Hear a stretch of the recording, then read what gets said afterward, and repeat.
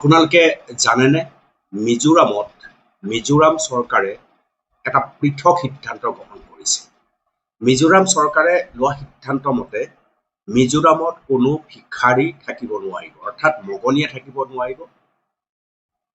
মিজোৰাম চৰকাৰে কৈছে যদিহে কোনোবাই ভিক্ষাবৃত্তিত জড়িত হয় তেওঁক লগে লগে গ্ৰেপ্তাৰ হ'ব।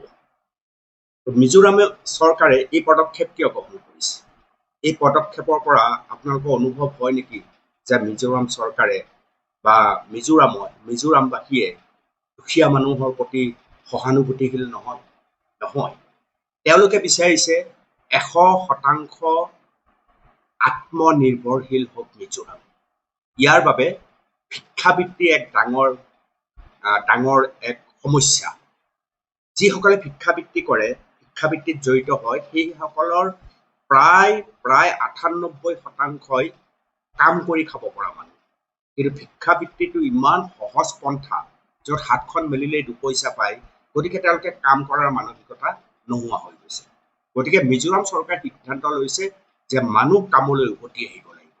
আনকি এখন ভৰি নথকা, এখন হাত নথকা বা দৃষ্টিহীন তেওঁলোকেও কাম কৰি খাব পৰাৰ ব্যৱস্থা মিজোৰাম চৰকাৰে কৰিব। গতিকে মিজোৰাম চৰকাৰৰ কথা হ'ল যে 100% মানুহে কাম কৰিব লাগিব। ইয়াত ভিক্ষাবৃত্তি কোনো কাৰণতে নহ'ব।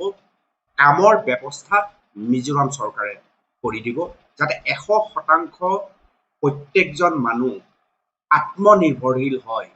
তাৰ বাবে এই ব্যৱস্থা গ্ৰহণ কৰিছে। এই ব্যৱস্থা সম্পৰ্কে আপোনালোকে কি কয়? সঁচাকৈ চকুত লগা নহয়নে? এই ৰাজধানী গুৱাহাটী অথবা অসমৰ বিভিন্ন স্থানত ভিক্ষা খোজা মানুহৰ সংখ্যা কেনেকৈ বাঢ়িছে আপোনালোকে মন কৰিছেনে? ক'তো আপুনি গাড়ীখন ৰখাব নোৱাৰে, কলৈকৈ আপোনালোকে যাব নোৱাৰে। কোলাত কোনোবাই কেঁচুৱা লৈ, কেতিয়াবা লেঙেৰাই আহি বিভিন্ন ধৰণে তেওঁলোকে ভিক্ষাবৃত্তি কৰে। আমিও সহানুভূতিশীল হৈ আমি সকলোৱে দুপইচা দি দিওঁ। কিন্তু কৈছে এজন মানুহ যদি স্বনিৰ্ভৰশীল হ'ব লাগে, তেতিয়াহ'লে আপুনি অলপ কঠোৰ হৈ সেই মানুহজনে কাম কৰাৰ যে বিকল্প নাই সেই কথা দেখুৱাব লাগিব। ভিক্ষাবৃত্তি কোনো কাৰণত এটা কাম হ'বই নোৱাৰে।